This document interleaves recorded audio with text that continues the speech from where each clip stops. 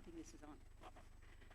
India matters to me, and I would like to matter to India.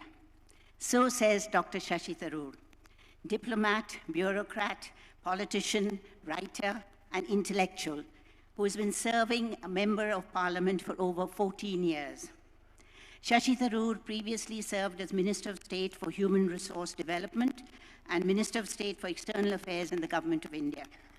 Prior to that, during his nearly 30-year career in the United Nations, he served as peacekeeper, refugee worker, administrator, and finally Under-Secretary General under Kofi Annan.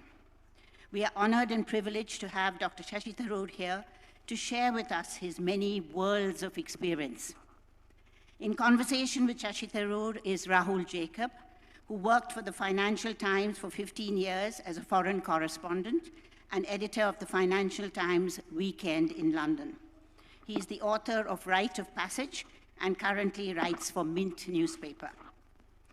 This conversation should last for around 1 hour, and there will not be a Q&A session because Dr. Shashi Tharoor has kindly consented to spend the time signing his books for our members, and he may sign a few afterwards. So now, over to you, Rahul. Thanks very much. I have to first congratulate all of you. This was a very, very orderly queue. The last time I tried to have a conversation with Shashi was at a club similarly prestigious in Delhi, and, but a lot less orderly. And so Shashi had just finished releasing someone else's book, and I had the mad idea, in retrospect, of asking him to drink in the bar. And 5 minutes into it, we were interrupted, then we were interrupted again, then we were interrupted again. Then a widow of a former chief of army staff interrupted us 3 times, till finally the charade was over. She put her hand through the crook of Shashi's elbow and marched off with him, and insisted that actually you walk her to her car, as I recall. So at that point, I sort of gave up and thought, well, I won't meet Shashi in a public place. He's both approachable, which is unusual in Delhi, very unusual for a politician, and incredibly popular. And the crowd tonight certainly proves that's the case. This is, we're really going to be discussing, sorry. We're going to be discussing 2 books. This is an extraordinary compendium of Shashi's writing over more than 50 years, and in the introduction... 40 here, okay. It goes back to my first book on okay. And in the introduction, the publisher estimates you've written 5 million words, which is, I think, kind of incredible, and probably a shot in the dark on his part. Okay, no one can actually do the word count, I suspect. That's right. And almost 25 books. That's right, yeah. 24.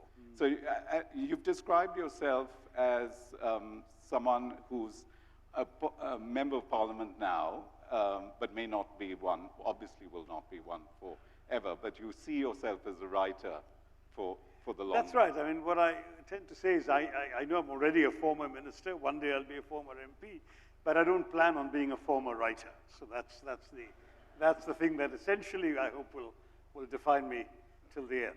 Right. And this is called, the subtitle is The Essential Shashi Tharoor, and it is a monumental, it's 600 pages. Well, it's meant to sort of last. That's true. As a work of reference. And it's a collection, and a wonderfully wide, sweeping, the breadth is quite extraordinary. It runs from a quite hilarious version of what it was like to be a first-time MP, and the kind of emotional blackmail that you were subjected to by someone's grandfather who wanted his son to get a job in a nearby tech park, overlooking that his son was not an engineer. But I think a memoir of some of that would be fun. But there's also a story about Sunil Gavaskar, which I'd certainly never heard, where apparently Sunil Gavaskar was swapped in the hospital he was born in. The cribs were swapped, and a very kind of observant uncle. Tell the story. It's a story Sunil Gavaskar himself tells. Apparently, the babies were swapped to the hospital. And his mother was presented with a fisherman's baby, and he was given to the fisherman, and his uncle noticed a birthmark in the original baby and said, "This is not my nephew. My nephew had this particular mark. Where is the baby with that mark?" And he was found. He might have been Bombay's best fisherman if he'd stayed that way, but he ended up being the best batsman instead. Yeah. And as many of you will remember, and Shashi certainly will, Midnight's Children begins with mistaken, that was deliberate, where the nurse who has communist leanings decides the helper in the house. Well, actually, I can reveal something I've never talked about publicly. I was swapped at birth by mistake. What? I was born in London, and the nurses couldn't possibly tell these exotic children apart. So apparently I was given to an Italian lady. And when my mother was presented with the Italian baby, she resolutely said, "This is not mine." But I was apparently happily suckling away at this foster mother. But the swap was discovered thanks to my mother insisting that her own baby had to be found for her. And so I'm back. Here we are. So, and truth can be stranger than fiction, but Yeah. that is, of course, how Midnight I don't Children quite see begins. myself as competition for Berlusconi.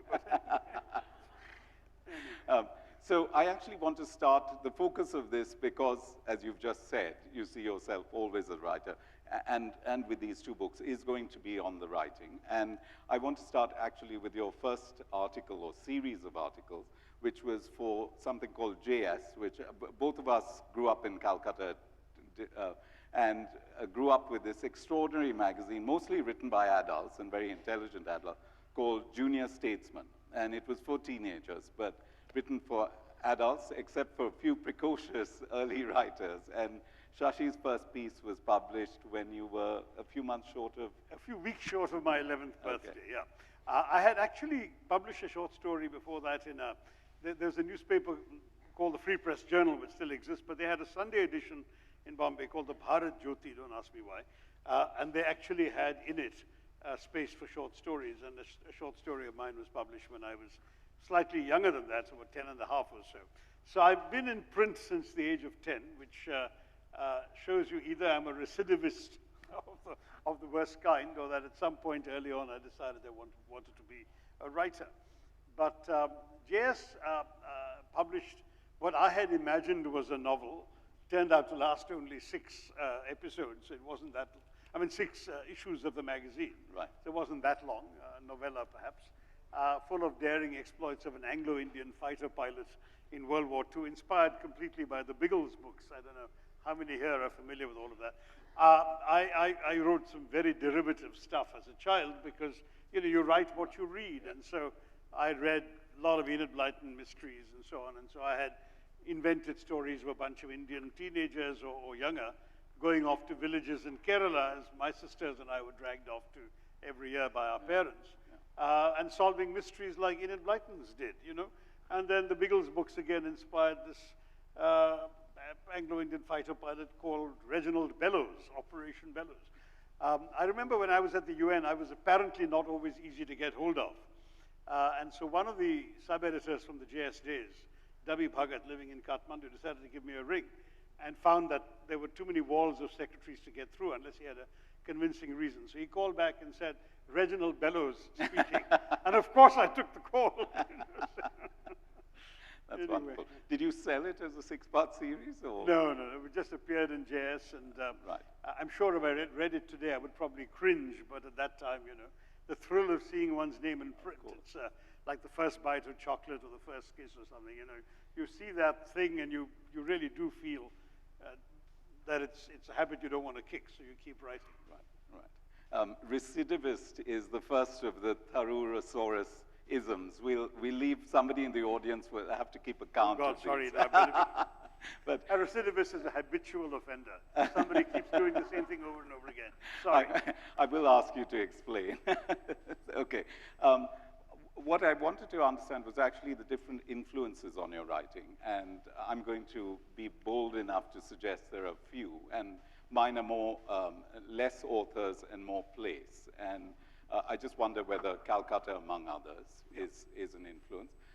Since Stevens had a student magazine, which was the most smart alecky magazine I've ever come across, even since. It probably was patterned on Punch or something, I imagine. But it was called Cooler Talk, and Shashi was memorably reviewed in a Shakespeare Society production where he starred opposite, this is perhaps something all of you don't know, but he starred opposite Meera Nair, the famous director, was Cleopatra, and Shashi was Antony, in Antony and Cleopatra.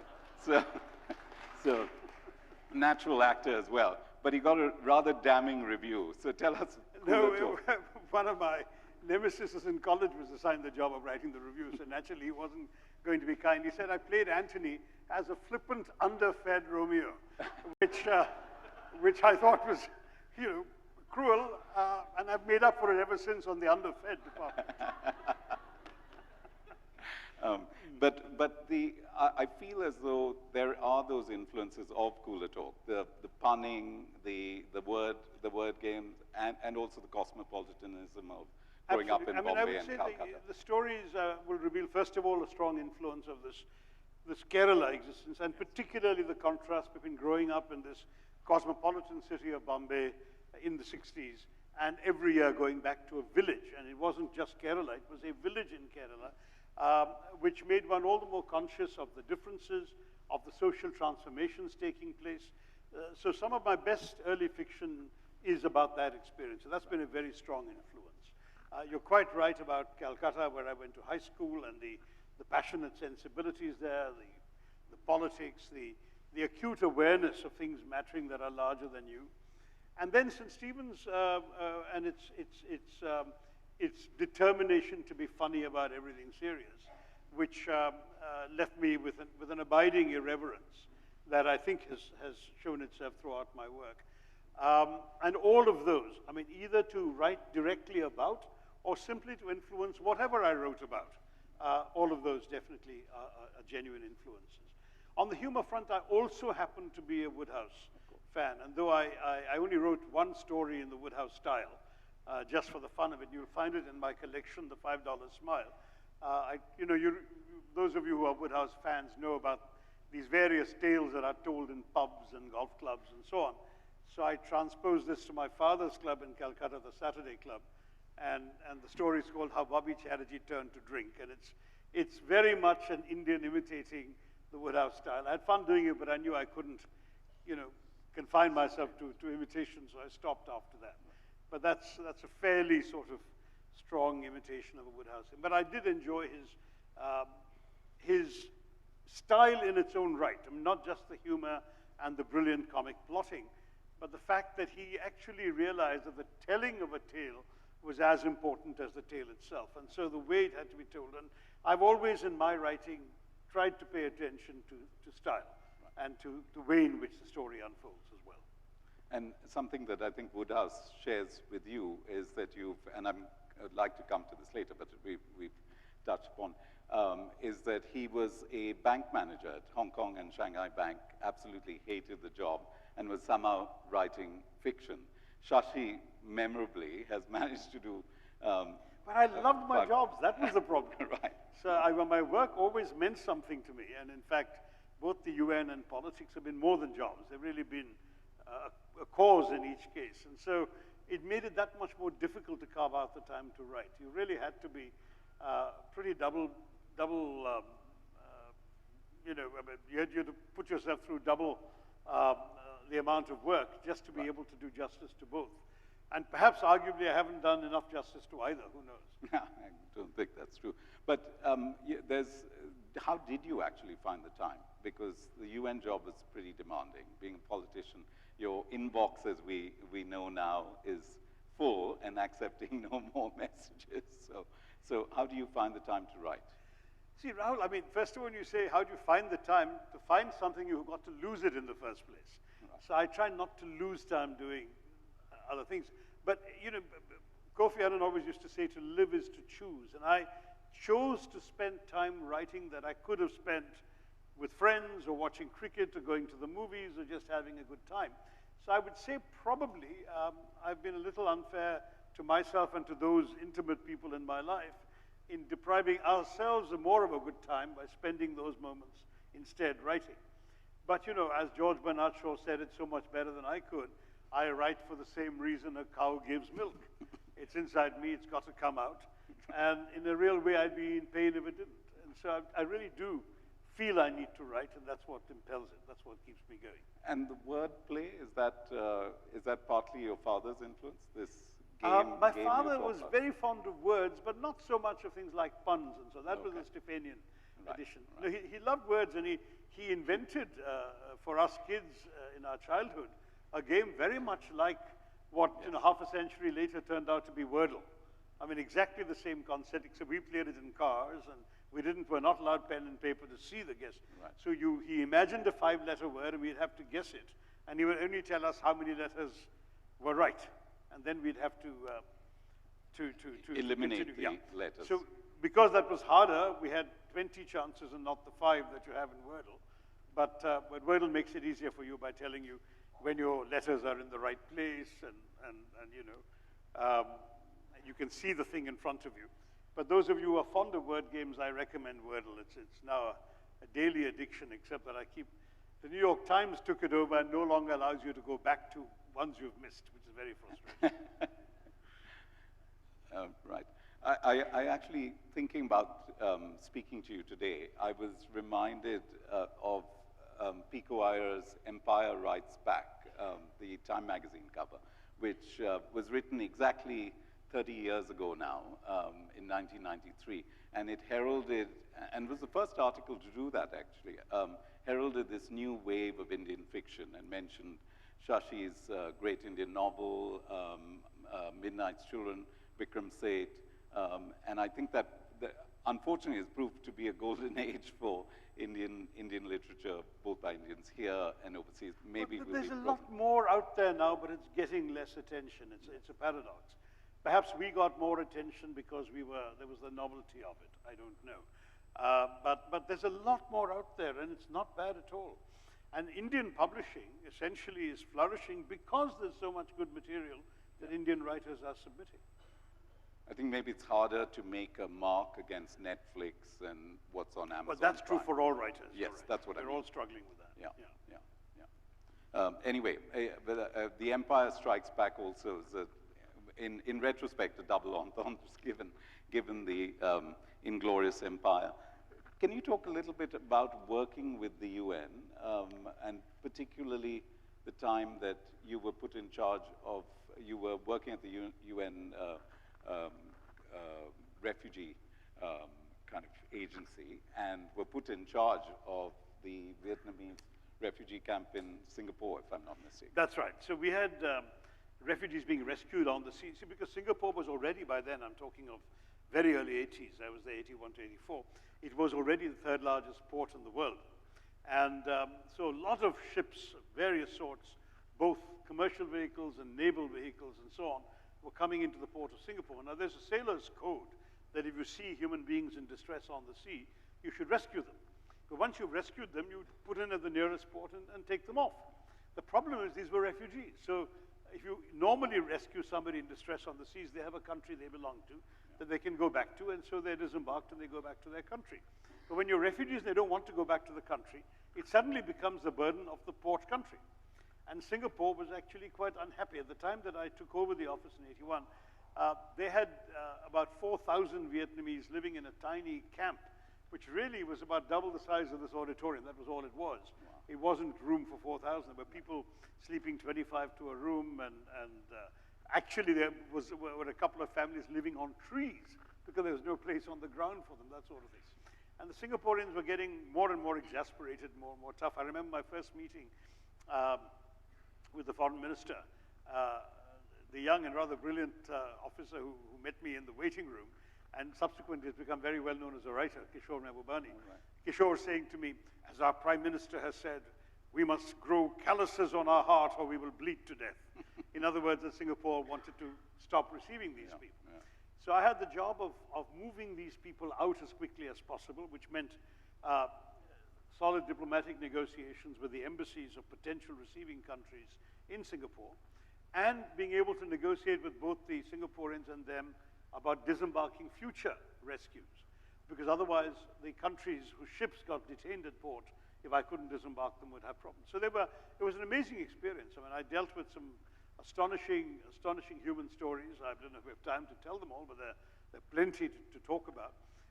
And I think I learned enormous lessons. I grew up, I was much younger than everyone assumed I was. I was actually 25 when I took over that office, and everyone assumed I was at least 10 years older than that, and that would have been considered young for the job. So and on top of that, the office that the UN had was called the UN High Commissioner for Refugees, and the Singaporean protocol in its innocence assumed that I had to be given the diplomatic protocol of a High Commissioner. So there I was at 25, seated with all the ambassadors and so on. And I had a great time that way too, but what was more challenging was the diplomatic side of it, and particularly because the Singaporeans were very tough. They genuinely didn't want to be swamped with a whole bunch of people that they didn't know what to do with. And so some marvelous stories, but also some really moving human experiences. I remember one family that had left Vietnam in a tiny boat fleeing the communists. I mean, they were in a fishing boat with a cannibalized tractor engine to power it. And sure enough, the engine conked out. They'd taken food and water, but of course they ran out of drinking water and food within a few days. Once the engine went, the boat was drifting aimlessly in the South China Sea.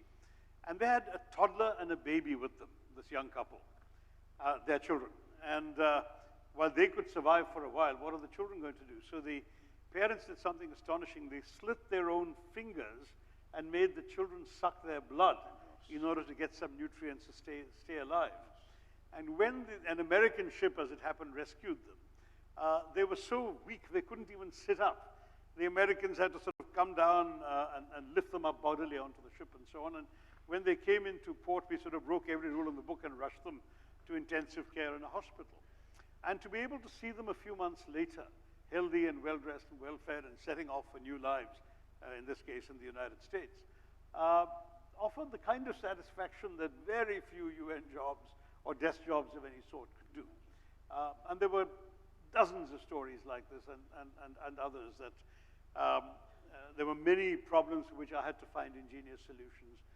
There are kids growing up French or Canadian or whatever because of favors I called in with visiting ministers or visiting senior officials.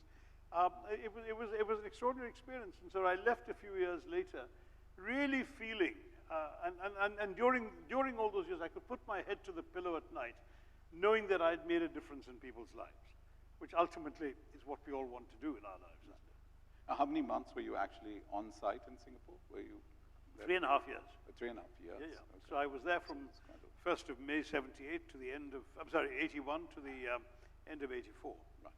And it was quite extraordinary because my twins were born in Singapore in June of 84. And I had a very small staff, and literally I would be, in the maternity ward with files coming in from the office of urgent critical issues. It really was an intense experience, but an incredibly rewarding one. And yes, one day you're right, it might make for a few pages in a worthwhile memoir. Let's see. Yeah. This was actually, correct me if I'm wrong, probably the original refugee crisis. Now we seem to have waves of them. No, I would say the original ones were almost coterminous, because about this time that I joined UNHCR in 78, a number of things erupted within a year or so. There was the Soviet invasion of Afghanistan, which created the Afghan refugee crisis in both Pakistan and Iran. There was the Sandinista invasion of Nicaragua, which created a refugee crisis in Central America. There was the famine and the wars in the Horn of Africa, which created refugee crises in Ethiopia and Somalia. And there was the Vietnamese boat people crisis. So the organization just exploded. When I joined UNHCR, it was a fairly small place, far from being household word. In fact, the senior officials, they would say, we don't want to be a household word. We do our best work diplomatically, discreetly, etc. And suddenly, literally, the first 5 stories on the BBC World News, 4 of them would relate to our work. It was that's how much it exploded. The staff of UNHCR multiplied 4 times on my watch. And pretty much the same thing happened to me years later when I joined peacekeeping in New York. I joined a very small team. There were 5 of us professionals and 3 military. And we were guiding a number of rather small and stable peacekeeping operations. And suddenly the Cold War ended and everything I mean, all sorts of conflicts and crises erupted. Right. And peacekeeping went from about 10,000 soldiers around the world to about 180,000, and major operations and shooting wars. And I was sitting right in the middle of it. So I kept warning people, hire me, and your workload is going to explode. Because it's happened twice already. No one wanted to try it a third time anyway. But given that this is now a recurrent theme, we've got refugees pouring out of Syria, elsewhere, Africa as well. Do you see, what solution do you see to this? Does it involve changing immigration law? But though that sounds completely implausible given Britain and Europe, and particularly the US as well, going the opposite. What is the solution? There is no absolute solution that will prevent refugee crises at all. The only satisfaction we can derive is from the knowledge that yesterday's refugee problems are not today's refugee problems, and therefore today's need not be problems tomorrow. In other words, that nobody is a refugee forever. Einstein was a refugee, as posters in my time at UNHCR used to remind people. So people will flee, but if you can deal with their issues, find them new homes and new lives, they will contribute a lot to their new countries, and their refugee status will be forgotten, and the new refugees will come in new places, and you've got to solve their problems, and the new ones will keep coming. I don't see, as long as man's inhumanity to man continues, I don't really think there's ever going to be a world without refugees. Right. Right. Although the Vietnam refugee crisis shows that, and their success subsequently in parts of East Asia, in the US, of course, shows that allowing them in is a sure way of giving your economy a boost, because you have the highly committed migrant workers and that kind of entrepreneurial energy. But there are very few politicians who seem to want to make that argument. Well, it depends very much on the state of the receiving country also. I mean, if you're facing a crisis at home, there's unemployment, there's tough competition for whatever jobs are available, the last thing you want is more people coming in, adding to that competition. I think I was shocked by the hostility I saw towards the Rohingya refugees, because the numbers are so much smaller than the Bangladeshis of '71, and we were so hospitable and open and welcoming to them. But right now, I think there is a perception that we simply can't afford to take them on, and that if they came, there's not enough going around for us already kind of mentality. I'm fighting that, resisting it to the best of my ability, but even good people, otherwise good people, express such views. Were you in Calcutta in 1971? I was in my final year of school, and I still remember, in fact, my mother used to volunteer with Mother Teresa in those days, and she was helping out those who made it to Calcutta, though, of course, most of the camps were in the rural areas. We had an enormous amount of passionate support and sympathy for them, though at the same time, I remember it was alleged that they had brought in a wave of conjunctivitis with them. Oh, yes, so everybody had red eyes, and the disease was called by the Bengalis Joy Bangla. Exactly. Ironically, Yes. that was the slogan for the Bangladeshi Mukti Bahini was Joy Bangla. But in any case, the war ended it, and many of them could go back. Some quietly disappeared into the woodwork in India. That happens. But I remember being in that crowd at the Brigade Parade Ground in Calcutta when Mujibur Rahman and Indira Gandhi came, after Mujib was freed in March, I think it was, of '72. It was incredible. So Indira Gandhi spoke first, and she spoke in, I think, a combination of Hindi and English, or mainly, maybe it was Hindi. And then Mujib, I think very deliberately, he was a very artful showman, began in English.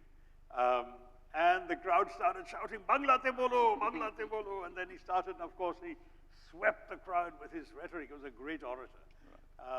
And I still have this sort of vivid recollection of the thrill of being with that crowd of millions just celebrating that extraordinary moment. What a holy, I mean, that everything, I mean, I often talk about the '71 war as an example of what the India I cherish is all about, because it's so being undermined by people of a certain different political view these days. I mean, in that '71 war, the Pakistani generals were foolish enough to declare a jihad against the Hindu infidel. And who was fighting them on behalf of the Hindu infidel? The army was led by a Parsi, General Manakshaw. The assistant chief of the air staff was a Muslim, Air Marshal, later Air Chief Marshal Latif. The GOC Eastern Command in Calcutta was a Sikh, General Jasjit Singh Arora. Yeah. The admiral commanding the Western Fleet was a Christian, Admiral Elekanji Chandi Korean from Kerala. And the general we helicoptered into Dhaka to negotiate the surrender of the Pakistani forces was Jewish, Major General J.F.R. Jacob. That was India. And that, to me, is the India that I really want to do my best to preserve. Well said.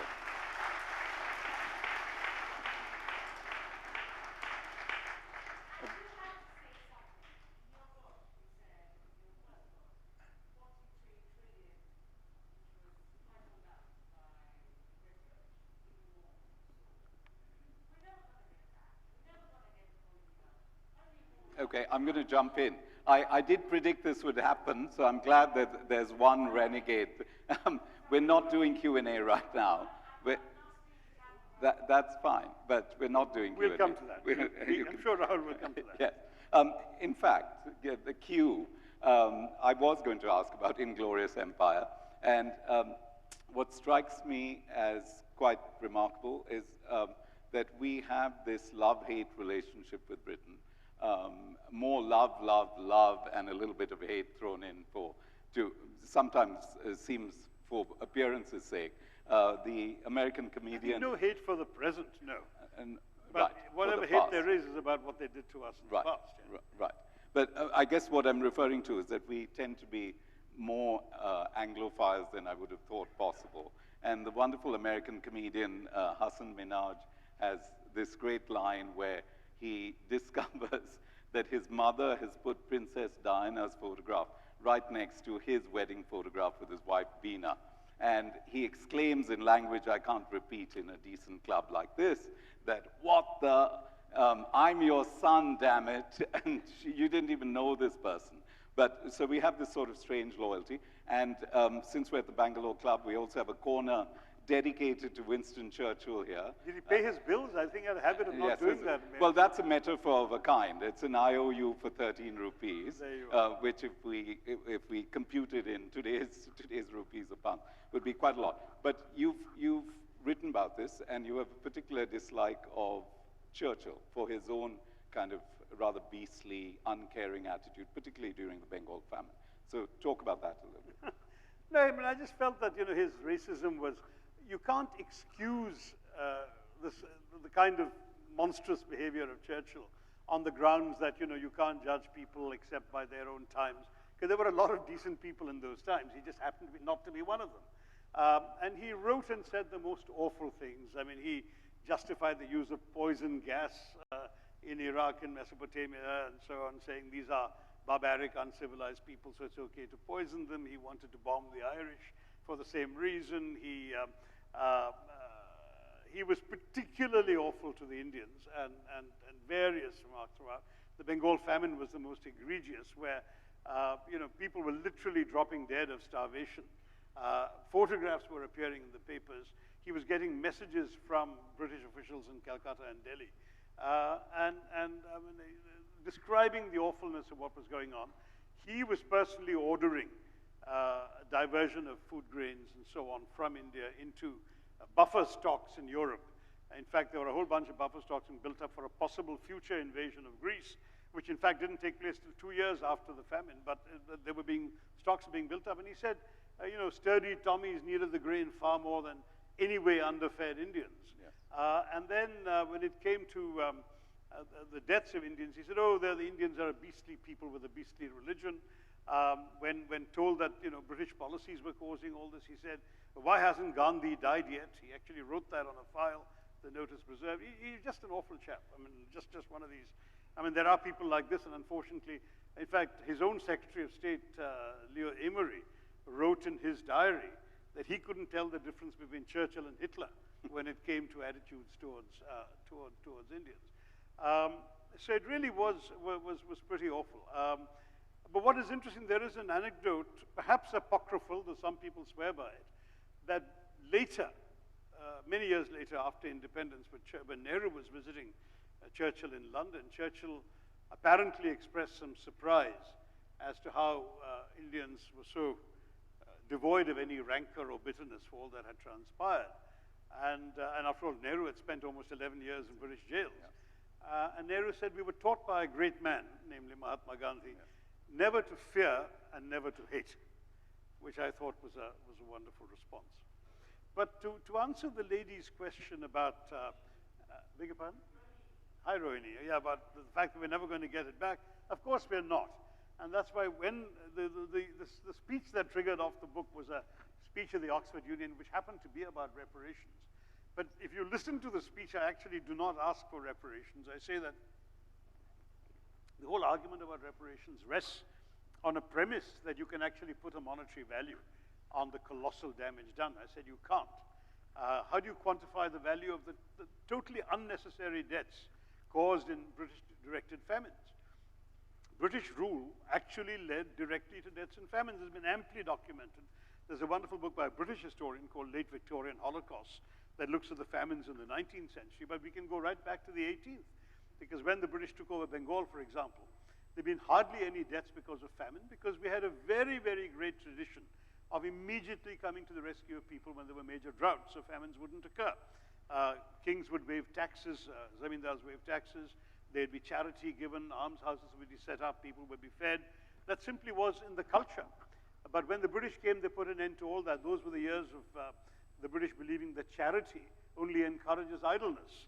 You remember the workhouses that Dickens wrote about. That was the prevailing ethic. No one should get anything for free. And so in the 1770s, 1/3 of the entire population of British-ruled Bengal, which is Bengal, Orissa, and Bihar, 1/3 of the population, those are 6 million people died in a 6-year famine, entirely because of British policies. And the British were actually taking grain out of the soil in these provinces and sending them off to England. They're just utterly awful people.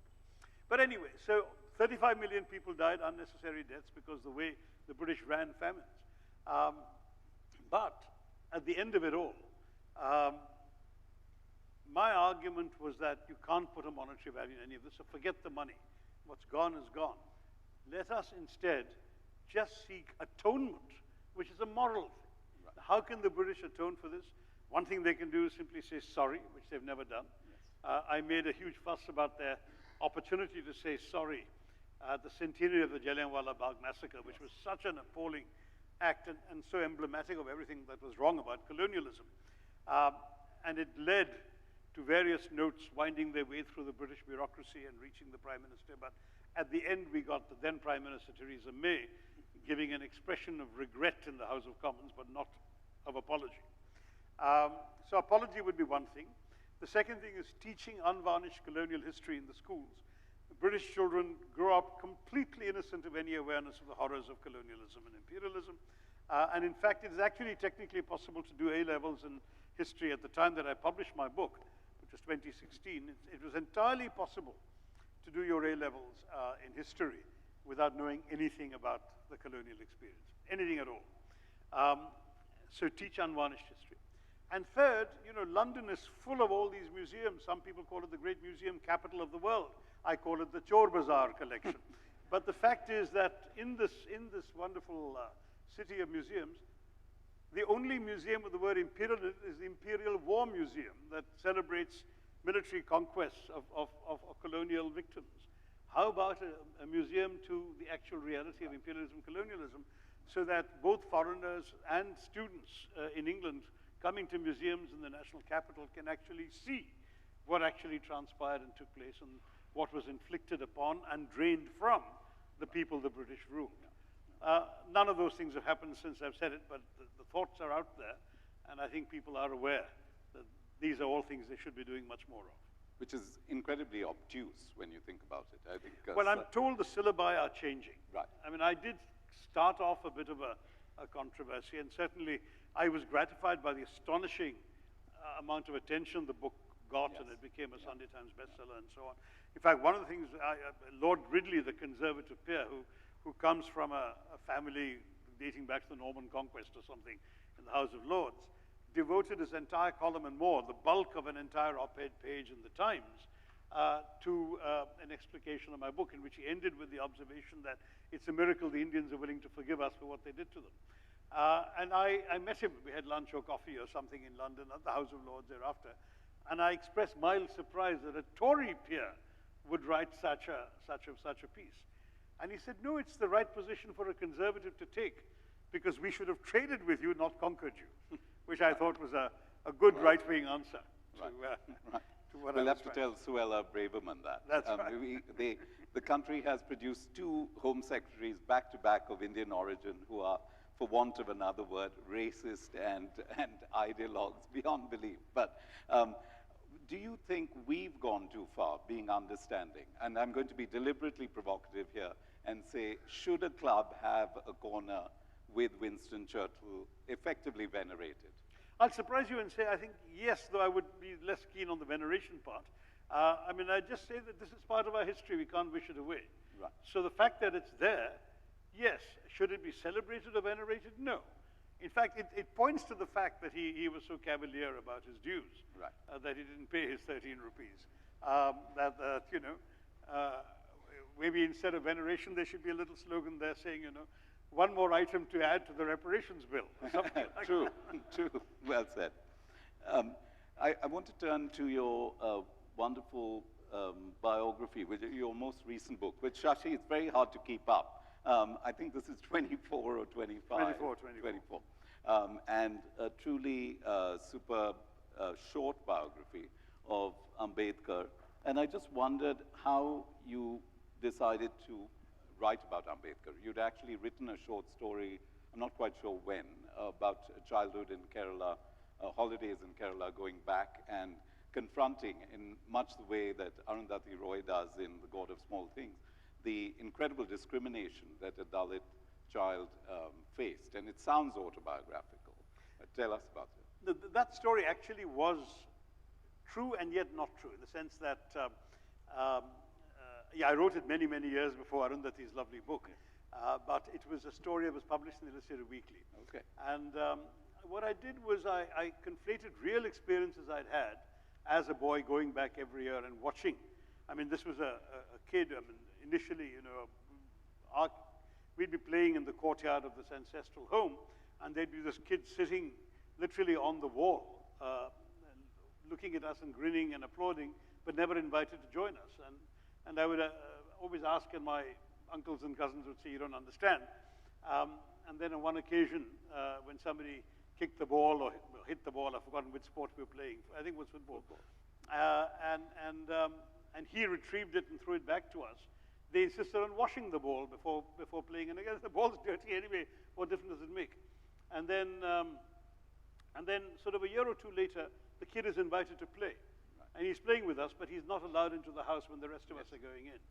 And then a few years later, I find he's invited into the house, but he is not fed at the table with the others. And then finally he's being fed, but he's being fed in a corner on a leaf by himself. And I watch all of this evolve, and I'm seeing it. This is a real experience in my own life. And finally, yes, indeed, he is welcome and treated very much like part of the family. And so all of that is real. Right. But what is not real from the story is other elements of other people from similar backgrounds, right, who by sheer dint of hard work and application passed the UPSC exams, became IAS officers, right, and came back in areas where... So what I did was I conflated the two, and wrote the story, because I wanted to make the larger point of the meaning of the story. So obviously, the story isn't about me. There's a fictional Neil, who is my alter ego in that story. But a lot of the experience is real, and the social transformations were also real. And I've seen that happening in Kerala. So for me, that was the meaning of that particular experience. I mentioned earlier on how the Kerala experience was therefore so defining in a lot of my early writing and my consciousness. But that wasn't in my mind when I wrote the Ambedkar book. I had actually done one other biography only in all my books, and that was a biography of Nehru. I'd done short biographical essays, many of which are in my collections. I think in India Shastra and in The Elephant, the Tiger, and the Cell Phone, there are short essays on Krishna Menon, on Maulana Azad, on various people, but 1,000-word things, nothing very long and substantial. But I'd done a book on Nehru, and I found it both challenging and rewarding to take somebody whose so many things have been written about, and who himself has produced so much output, and actually distill into a short work that will actually stand greater chance of being read, the essential elements of the life and the lessons that I derive from it. And when I did that for Nehru, I didn't know how it would go, but in fact, it was very well received. It was published in 2003 when the Vajpayee government was in power and Nehruvianism was first being questioned. It was reissued by Penguin in a newer, more attractive edition in 2017 at the peak of the Modi government's demonization of Nehru. And to this day, many people say it's the best short biography they've read of the man. Every good biography, and there are many better ones, but they're all 7 volumes or 1,000 pages and counting. Except for the Walter Crocker, of course, but that's again a very limited aspect and was written while he was still alive. Yes, true. Talking about retrospective books. True. If you look at Ambedkar, similarly, they're sort of very long and not always easily readable books about him. And he himself was so copious in his output. I think there's an estimate that he must have authored 17,500 pages. Nobody's actually read them all yet because the Maharashtra government putting them all together, I think has issued 26 volumes and expects there to be 26 more or something like that. Right.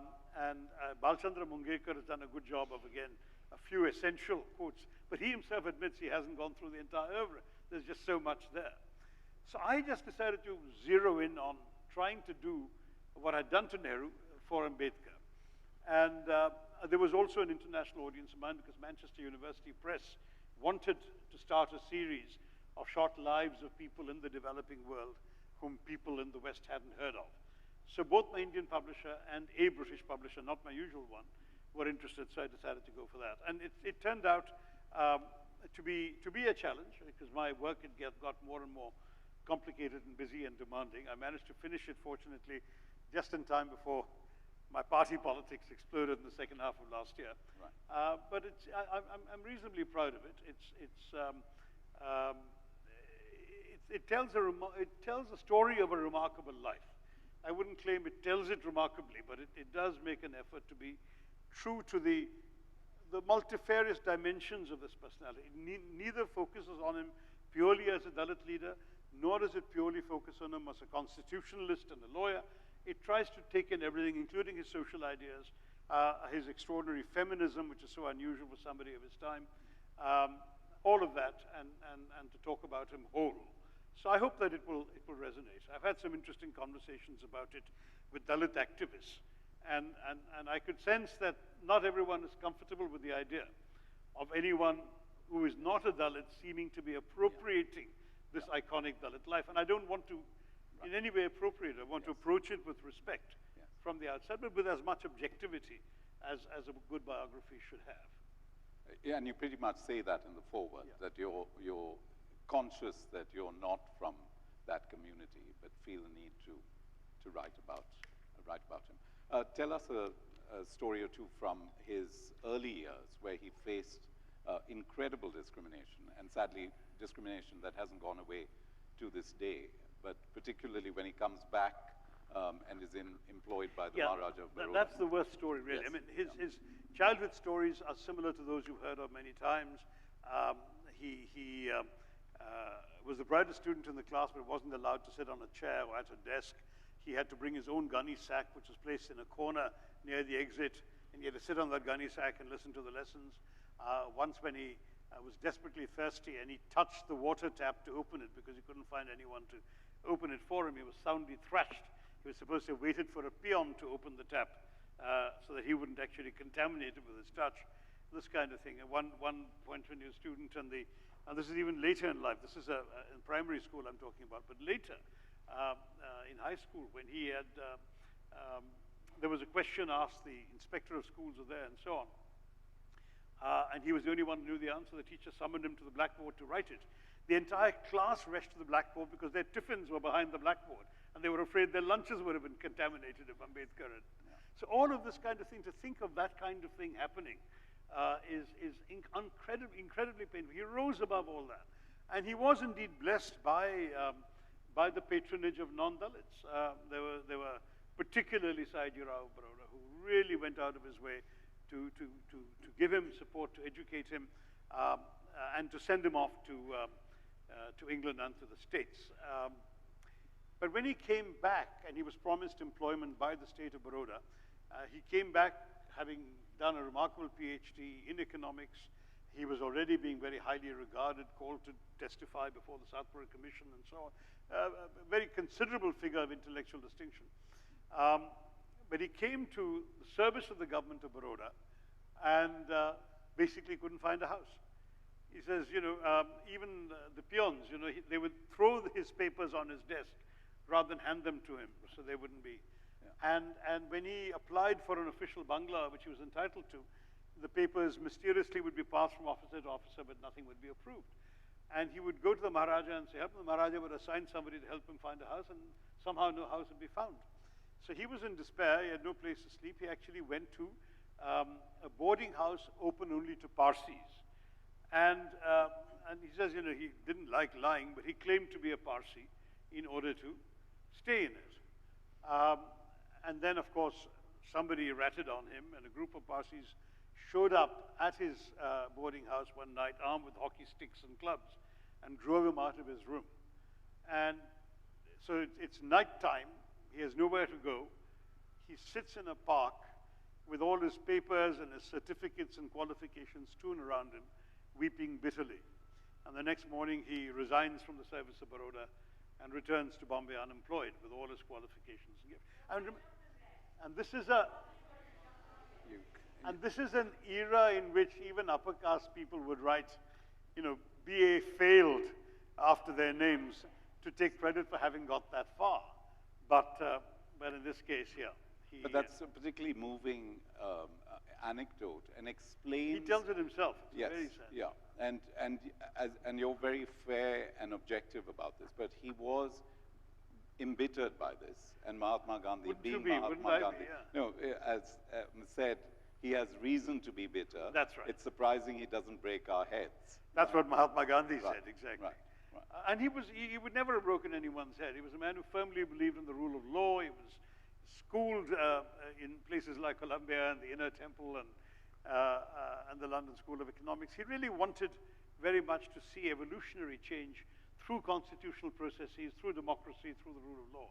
And that was remarkable about him, because you're right, Gandhiji was right. He could easily have stoked up people's anger and bitterness, which he reserved for the caste system. He wanted to annihilate the caste system, and that's where he and Gandhi parted company and disagreed with each other.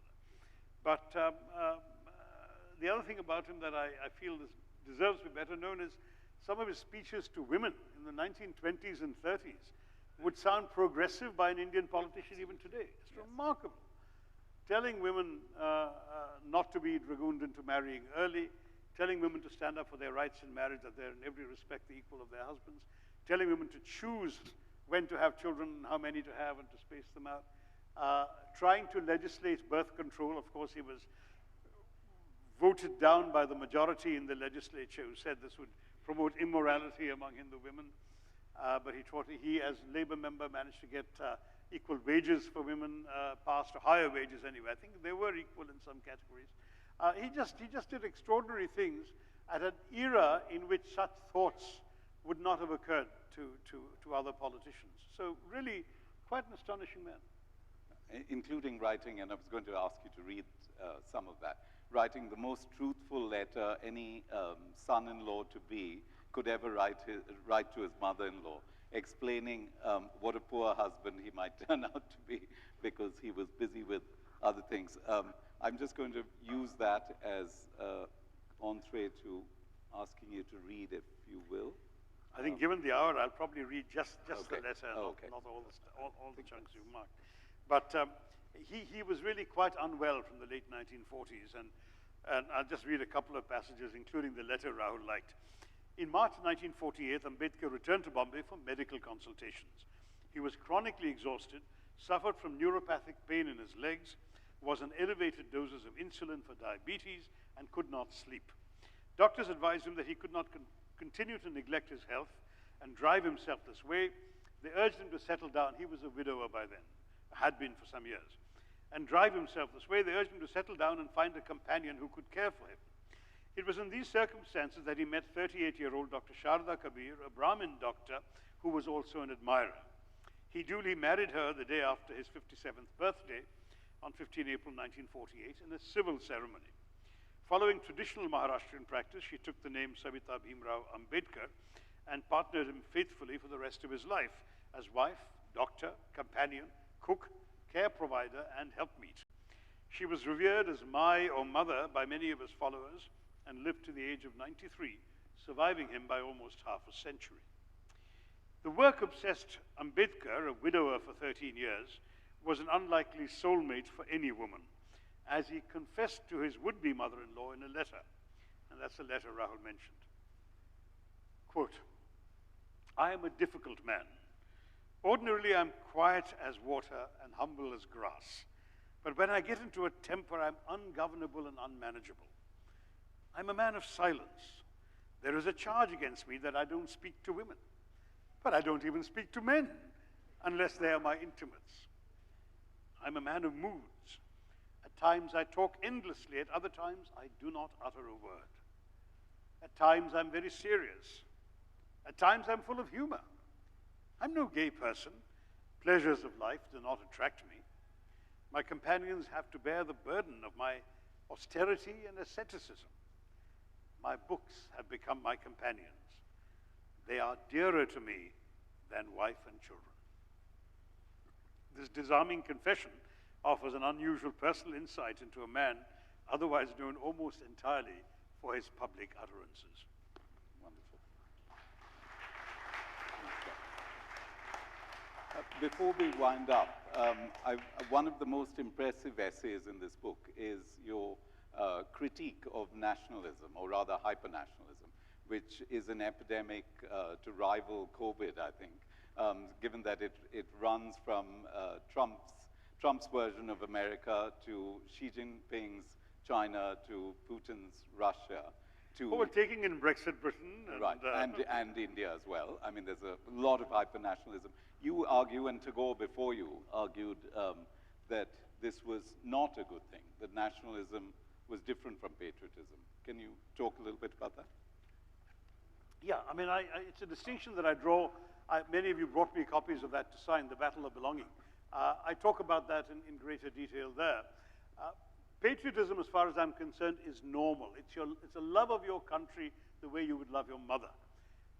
Not because she's perfect, but because she's yours. You belong to her, she belongs to you. That's why you love your country the same way. That patriotism, to my mind, is a normal, healthy human emotion. Nationalism is different. Nationalism is about celebrating your state, the symbols of the state, the army, the borders, and it's often asserted in contradistinction to other states. Just as your loving your mother doesn't prevent you respecting or liking other people's mothers, your patriotism should not impinge on your willingness to see the good in all of humanity or in universality. But nationalism is very often in juxtaposition to other nationalisms, and it often leads to unhealthy rivalries as well as dangerous internal oppressions as well. I write in The Battle of Belonging, both people may similarly want to sacrifice themselves for the country they love. The patriot is prepared to die for his country, but the nationalist is prepared to kill for his state. And that is the real difference, and that's the point I make. Those are my words, not Tagore's, but Tagore approached it somewhat differently, because he wasn't very happy about patriotism either as a concept, though he clearly felt a love of motherland that comes across so much in his poetry and his songs, and he's deeply rooted in his love for Bengal. But what Tagore saw was the vital importance of universalism. He didn't like the idea of countries or states at all. He disliked nationalism because he believed in globalism. Now that's a slightly different picture. You remember, I worked for the United Nations, which is made up of nation states. And so respect for sovereignty was ingrained in us. Whereas Tagore's comment on the League of Nations was that it's like organizing a band of robbers into a posse or into a police force. In other words, they themselves representing states, how can they possibly police the world? That was Tagore's, because Tagore wanted something that was larger than nations. So we approach it differently. But he too was down on nationalism. But was he and Bankim Chandra Chatterjee both opposed the notion of nationalism? Were they reacting to something No, but in the Bankim Indian? Chandra Chatterjee didn't oppose nationalism. He's the author of Anand Mat and of Vande Mataram and so on. Sure, but it was a very fierce nationalism anchored, as you know, in the Hindu faith for Bankim Chandra, whereas for Tagore, he was sentimental about the symbols and tropes of his culture and that language and the motherland and all of that. Right. But he was never chauvinistic about it. yes. There is a difference. Yeah, yeah, yeah. So to wrap up, could I get you to, in a completely different vein, read this wonderful poem of Tagore's, if that's okay? Oh, is that the one you chose? Ah, that's interesting. It's a complete change of pace. I thought you might have chosen the one at the bottom. That is. Oh, that is the yeah, one you want, yeah, not this yeah. one. Oh, all right. No. This is one of my favorite poems. So I've written, in fact, my personal favorite is one that I read to my late wife upon our engagement. And I will embarrass myself by repeating it here, for it is too good to omit. It's one of his least known poems in English translation, so you might really enjoy it. I seem to have loved you in numberless forms, numberless times, in life after life, in age after age, forever. My spellbound heart has made and remade the necklace of songs that you take as a gift, wear round your neck in your many forms, in life after life, in age after age, forever. Whenever I hear old chronicles of love, its age-old pain, its ancient tale of being apart or together, as I stare on and on into the past, in the end you emerge, clad in the light of a star, piercing the darkness of time. You become an image of what is remembered forever. You and I have floated here on the stream that brings us from the fount of the heart of time, love of one for another. We have played alongside millions of lovers, shared in the same shy sweetness of meeting, the same distressful tears of farewell. Old love, but in shapes that renew and renew forever. Today it is heaped at your feet. It has found its end in you, the love of all man's days, both past and forever. Universal joy, universal sorrow, universal life, the memories of all loves merging with this one love of ours, and the songs of every poet, past and forever. Isn't it beautiful? Beautiful. And it's not mine, it's Tagore's. So the reviewer of Shashi's Antony and Cleopatra was Siddharth Basu, who went on to be a quiz master. Not so flippant Romeo. Romeo certainly works here. So anyway, thank you very much. Credit him with prescience. Yes, exactly. My Juliet, alas, was gone. So, but the poem, fortunately, will outlast both the poet and those who love that poem. Anyway, beautifully read.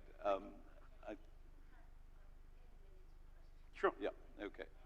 10 minutes for questions. Okay. Okay. I will. Is there a mic? I mean, just let people raise hands, and yeah, if there's a mic Yes. for the audience. And can I make one request? Questions need to be questions, not statements, and be brief, because there are other people waiting, and we want to get through. While So they're go ahead. waiting for a mic, would you like to ask me? I can probably You're hear you close without enough it. to. Yeah.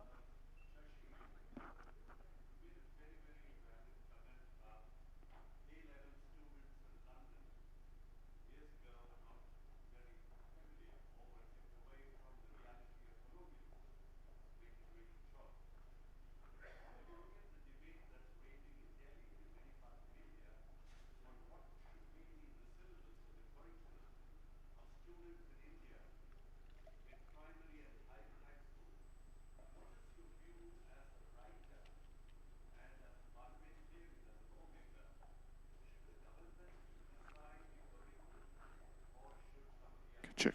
So it's a question about the debates in Delhi about the history syllabus, and whether the question is, should the government be deciding the curriculum or should somebody else be doing it? Look, I don't think, honestly, that politicians have much place in the schoolroom.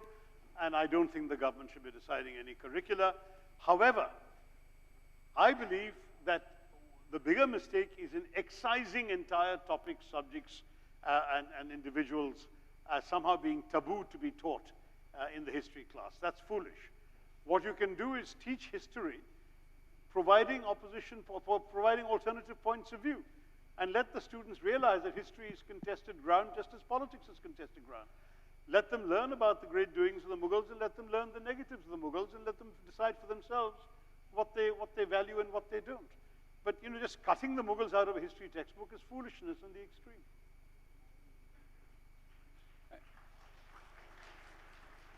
Good evening, Mr. Shashi Tharoor. This is Ian. May I ask you a question? I'm sorry. There are two mics here. Maybe we should go for the gentleman in the back. Sorry, you go ahead. You go ahead. You got age before me, sir. I want to ask you a question from one of the essays in your book, which is on unprincipled politics. Right. You are in politics because of certain cause, but many people are in politics because of some career. You have found fault with people who have left Congress and joined parties which are totally different in ideology and values. And you gave the example of Jyotiraj Scindia and Jitin Prasada. And now that recently, reflects when that essay was written. Anil Sadly, there are Anthony. many more examples. Now the question I want to ask you is, you have suggested if somebody leaves the party, better he joins some other party with similar ideology, like Chacko left Congress and joined NCP. Karunakaran left Congress, started his own party. And you are against people who are joining either the CPM or BJP because they're totally different ideologies and convictions. Exactly. Now the question I want to ask you is, if this is true of politicians, why should it not be true of political parties?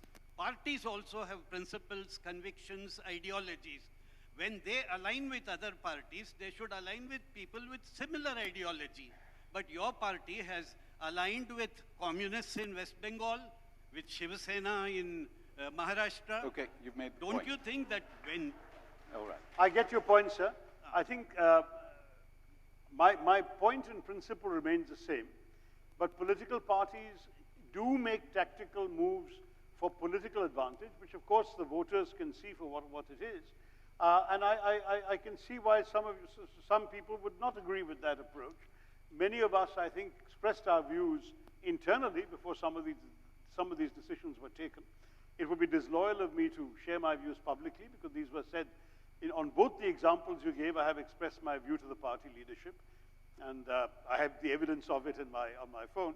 But the truth is that there are policy decisions taken on tactical grounds, and you have to respect that sometimes a party would see the greater benefit coming from a compromise in one area in order to prevent a party of an even worse ideological orientation from coming to power.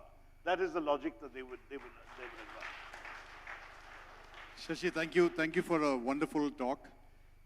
Now, I've read John Gray's book on Men Are From Mars, Women Are From Venus. But I would like to know Shashi Tharoor's view on, how men can get along better with women. If you can give us a few pointers.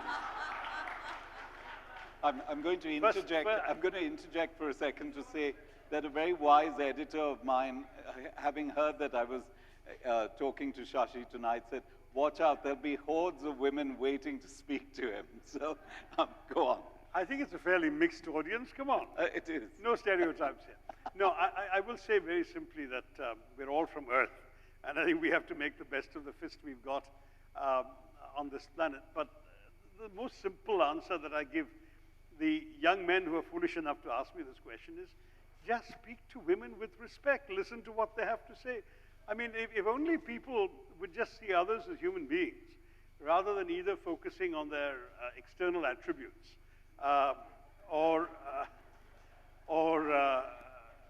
I'm serious. I mean, I think, or being overawed by how attracted they are to them that they can't, that they get tongue-tied and so on.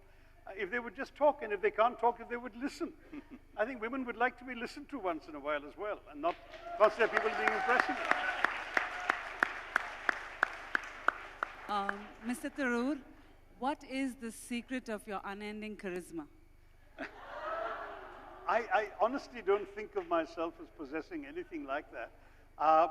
Honestly, all along I've just been myself. And if that self happens to appeal to people, I'm delighted.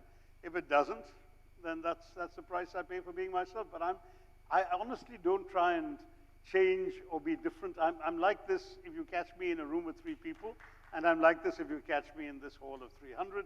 I'm still the same person. I just am who I am. Thank you. There is on YouTube a variation of that question, much more cloyingly put, but you give the credit to your parents. So. No, that was about, she asked me about my looks, and I said, just choose your parents wisely. I really have no control over that. You know? And not much anyway. This is a factoid about the Tharoors that I didn't know, that all 3 Tharoors' children, Shashi, his 2 sisters, have in one way or another been in Amul advertisements. I do not think there's a family in India that can claim that. Actually, my sisters get all the credit.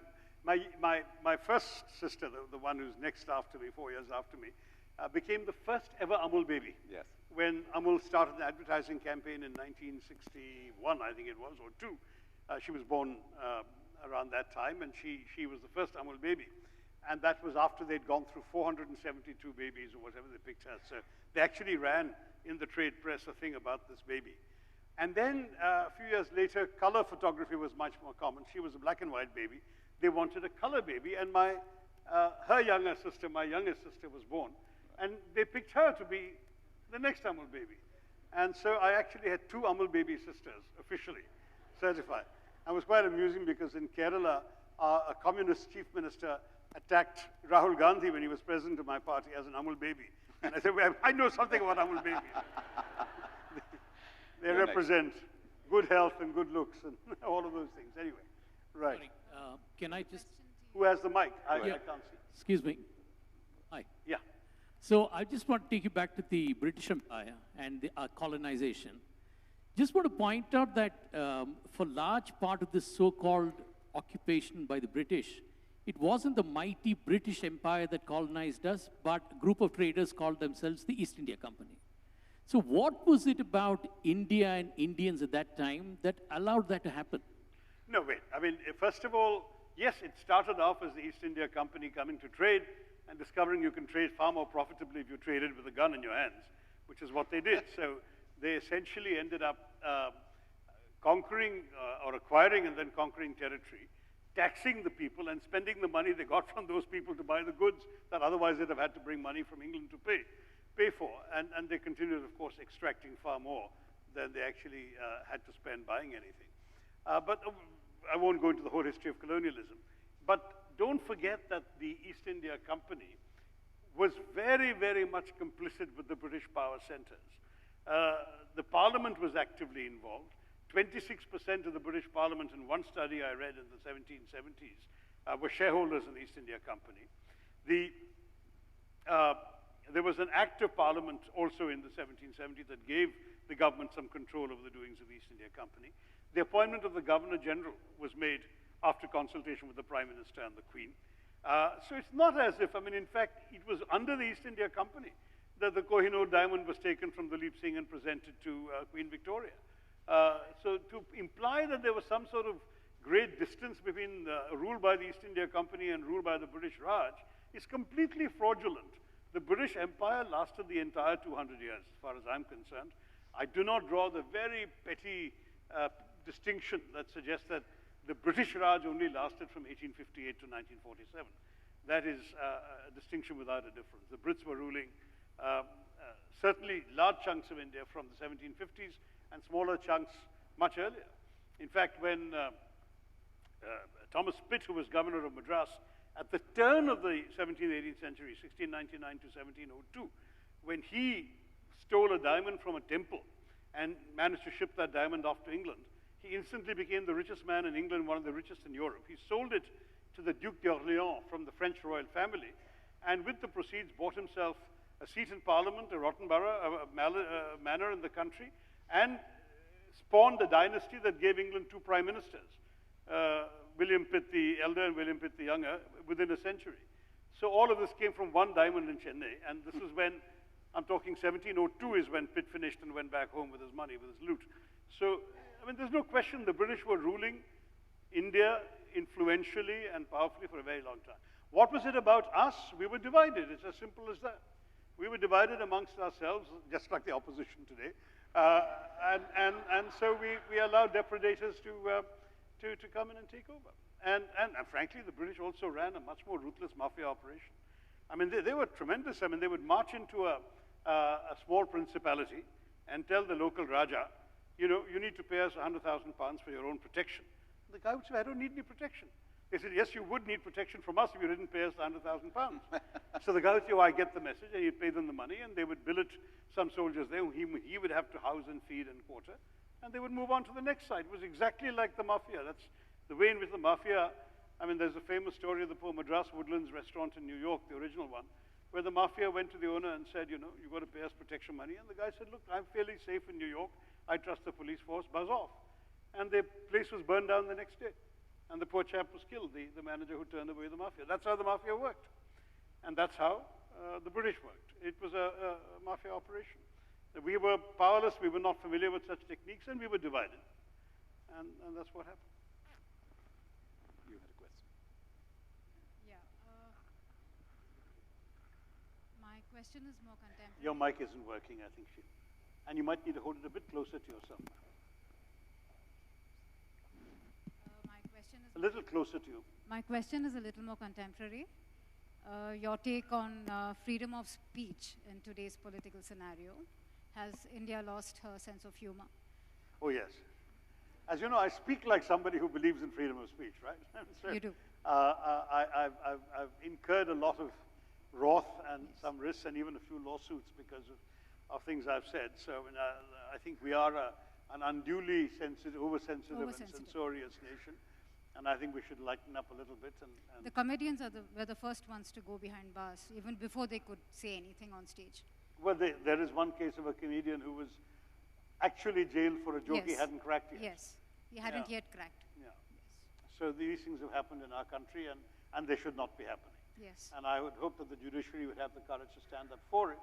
We've just seen an interesting judgment on freedom of the press, and I think the principles enunciated should be extended to freedom of speech of individuals as well.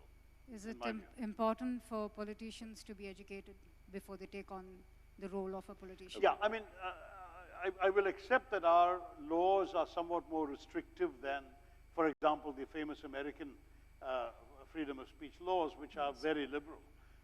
Our First Amendment actually restricted freedom of speech in many ways, partially a reflection of the times in which that law was adopted.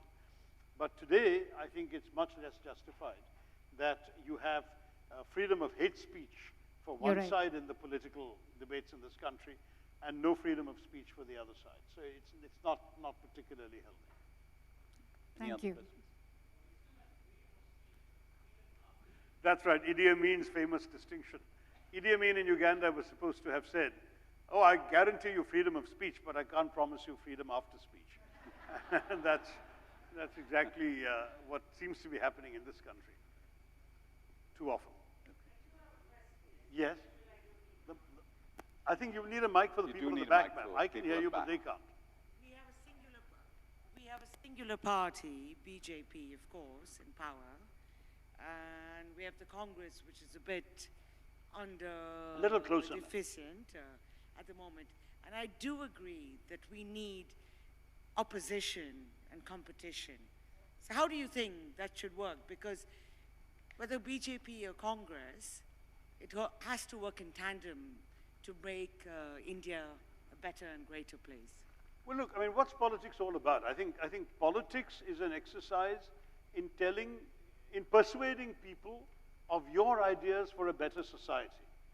So you're in politics because you have certain values and principles, and you have a vision of a better India that you want to create. That's why you're in politics.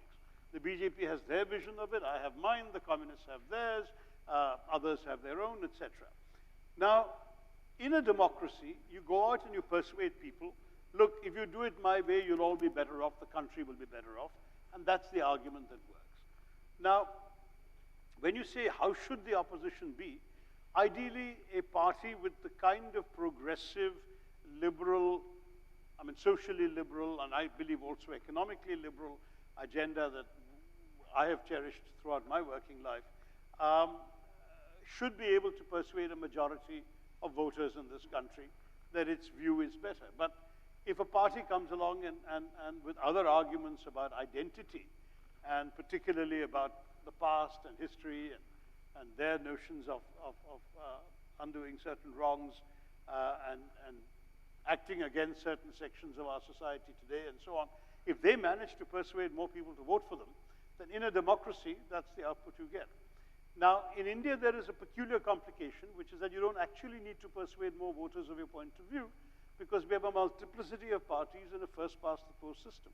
So the BJP won its first election in 2014 with 31% of the vote, and they won in 2019 with 37% of the vote.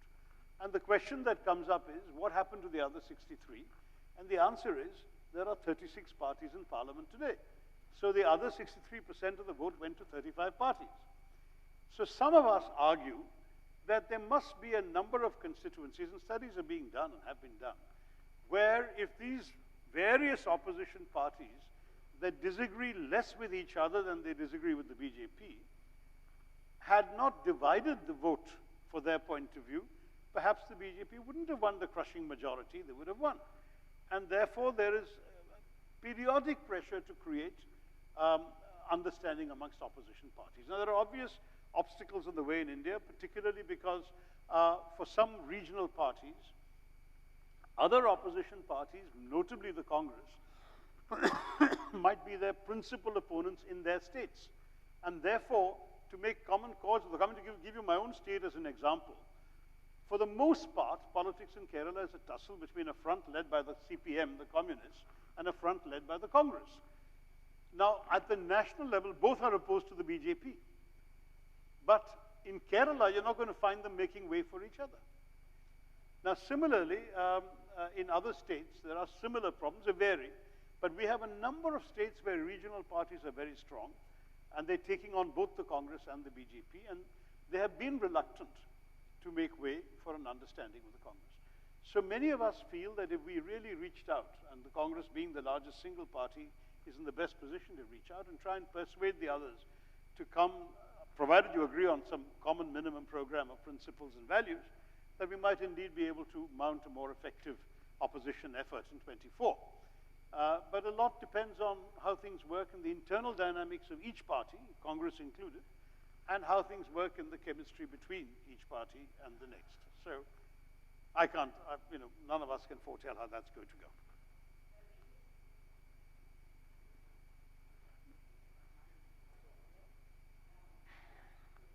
I think you just switch it off. Why don't we pass the mic to Annabelle? Hello? Oh, yeah, I got it. I did say that we wouldn't talk about politics, but we had to at some point in time. Thank you so much, for Shashi, for coming. You